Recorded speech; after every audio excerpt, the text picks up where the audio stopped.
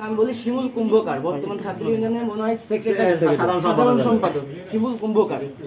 ও আমার ওই বন্ধু মুবিন যখন ওদেরকে ওখানে যারা লোকজন ছিল আপনাদের বিশ্ববিদ্যালয়ে ছিল, ওইখানে যখন ধরার পরে মানে কোনো ধরনের স্বীকারোক্তি বা কিছুই যাচ্ছে না, তখন চেক করে দেখলো যে মদের বোতল, গাঁজা, এ ধরনের বড়িছড়ি ইয়াবে আছে।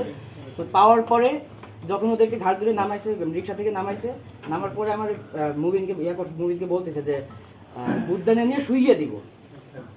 এটা কি স্যার ক্রিমিনাল অফেন্স না? মানে উদ্যানে নিয়ে শুইয়ে দিবে, মানে মার্ডার করবে। এই যে শিমুল কুম্ভকার এবং এর সাথে যে আর দুইটা নেতা, তিনজন, এদেরকে তখন হচ্ছে শাহবাগ থানায় ওরা থেকে তুলে দেয়, জুবাইর সিলেটে তুলে দেওয়ার পরে কোনো ধরনের কিচ্ছু নাই। সে দিব্যি সেখান থেকে বেরিয়ে একেবারে ক্যাম্পাসে। স্যার আমি আরেকটা বিষয় বলি আর কি, আমরা বিগত ছাত্রলীগের সময় দেখেছি আপনার প্রক্টর অফিসের কর্মচারীরা ছাত্রলীগের সাথে মিশে।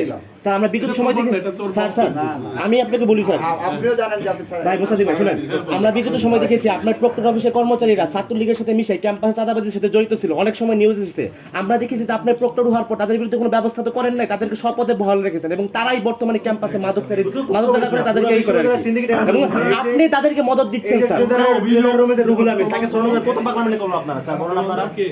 এই যে বললাম শুধুমাত্র আপনারা এখানে না, বিশ্ববিদ্যালয়ের প্রত্যেকটা অফিসে এই ধরনের সিন্ডিকেট আছে। একটা এক্সাম্পল বলতেছে যে ট্রেজারার অফিসের যে রুহুল আমিন, তাকে সরানোর জন্য আমাদের কত কষ্ট করতে হয়েছে, কেন করবো স্যার? সে স্পষ্ট তো আওয়ামী লীগের দোষ হচ্ছে। সে 3 আগস্টে ক্যাম্পাসে আওয়ামী লীগের মিছিল দিয়েছে। এবং স্যার আপনারা এসএমপি এবং আপনারা যে বিশ্ববিদ্যালয়ের এসএমপি সিনিয়র ম্যানেজমেন্ট টিম, আপনারা প্রত্যক্ষভাবে আওয়ামী লীগকে মদত দিচ্ছেন। একজন স্যারের বিরুদ্ধে ব্যবস্থা গ্রহণ করেন আওয়ামী লীগের, এবং আপনারা আওয়ামী লীগের মদতদাতা হিসেবে ক্যাম্পাসে চিত্রায়িত হয়েছেন স্যার। আমি ওই যে আওয়ামী লীগের ব্যবস্থা নিয়েছি, আওয়ামী লীগ শিক্ষকের ব্যবস্থা নিয়েছি, এখন 50 জন শিক্ষক যে ডাইরেক্টরে ঘেরাও করছে, ওই শিক্ষার্থীদের উঠাও। আমরা আওয়ামী লীগের শিক্ষকের বিরুদ্ধে ব্যবস্থা নিয়েছি, এই ঘেরাওই আছে এখনো উনি। কেন ওনাকে পুনর্বহাল করা হয় না?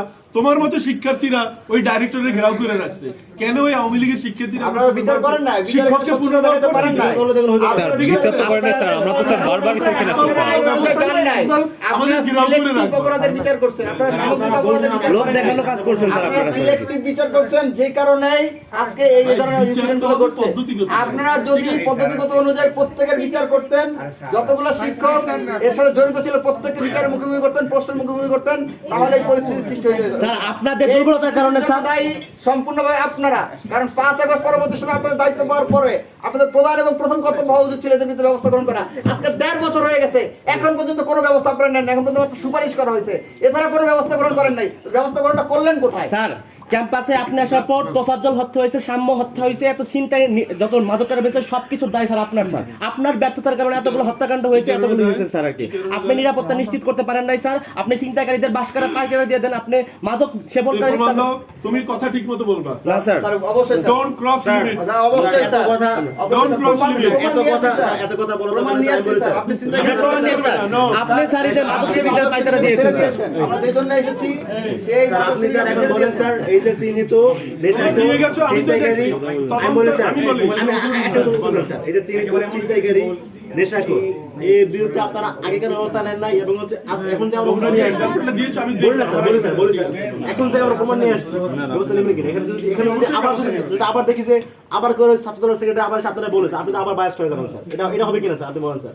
ছাত্রদলের বিরুদ্ধে বিশ্ববিদ্যালয় প্রশাসন কোনো ব্যবস্থা করতে পারে না স্যার। এটা তো আমরা স্যার বিগত 1.5 বছরে দেখি নাই স্যার। ছাত্রদলের কথায় মনোনয়ন তোলার ডেট পরিবর্তন করে, ছাত্রদলের কথায় নির্বাচনের আইন পরিবর্তন করে, ছাত্রদলের কথা স্যার তাহলে স্যার মুসলেকা নিয়ে কেন ছেড়ে দিলেন স্যার?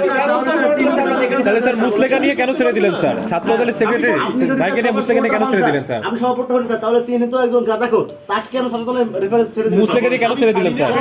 দেখবো, আমি ছিলাম স্যার আপনার অফিস থেকে তো স্যার আইছে স্যার।